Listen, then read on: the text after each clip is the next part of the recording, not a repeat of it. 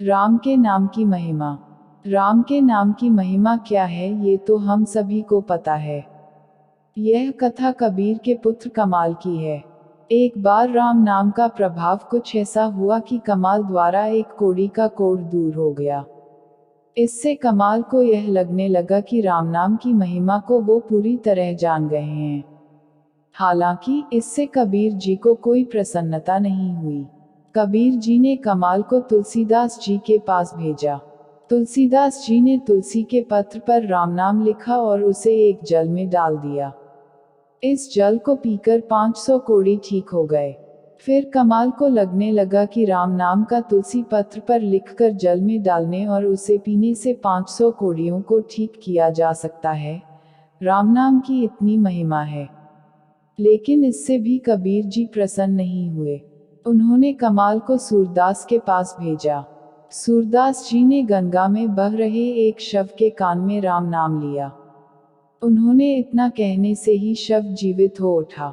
संत सूरदास जी ने गंगा में बहते हुए एक शव के कान में केवल र कहा और शव जीवित हो गया।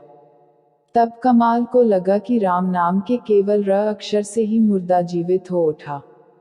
राम नाम की महिमा बहुत ज्यादा है। इस पर कबीर जी ने कमाल से कहा कि सिर्फ इतनी ही महिमा नहीं है राम नाम की। उन्होंने कहा भरिकुटी विलास सृष्टि लय होई, अर्थात इसके भरिकुटी विलास मात्र से प्रलय हो सकता है। राम के नाम की महिमा का वर्णन तुम क्या करोगे।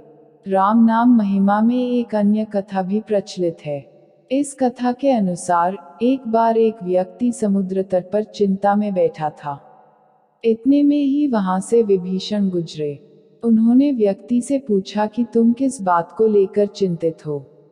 तब व्यक्ति ने कहा कि उसे समुद्र पार जाना है लेकिन कोई साधन नहीं है। तब विभीषण ने कहा कि इस पर इतना उदास होने की क्या जरूरत है। विभीषण ने एक पत्ता लिया और उस पर राम का नाम लिख दिया। विभीषण ने व्यक्ति से कहा कि उन्होंने उसकी धोती में इसमें मैंने तारक मंत्र बांधा है। बिना घबराए ईश्वर पर भरोसा करते हुए पानी में चलते जाना, समुद्र पार पहुंच जाओगे। विभीषण के वचनों पर विश्वास कर वह व्यक्ति समुद्र की तरफ बढ़ने लगा। वह व्यक्ति बजड़ी ही आसानी से पानी पर चलने लगा। जब समुद्र के बीचों बीच आया तब उसे लगा कि ऐसा क्या मंत्र विभीषण ने बांधा है कि वो पानी पर चल पा रहा है। उसने अपने पल्लू में बंधा हुआ पत्ता खोला और पढ़ा तो उस पर राम का नाम लिखा था। उसे पढ़ते ही उसकी श्रद्धा तुरंत ही अश्रद्धा में बदल गई। उसे लगा कि यह कोई तारक मंत्र नहीं है, यह तो सबसे सीधा साधा राम नाम है। उसके मन में आए अश्रद्धा के चलते ही वह डूबकर मर गया।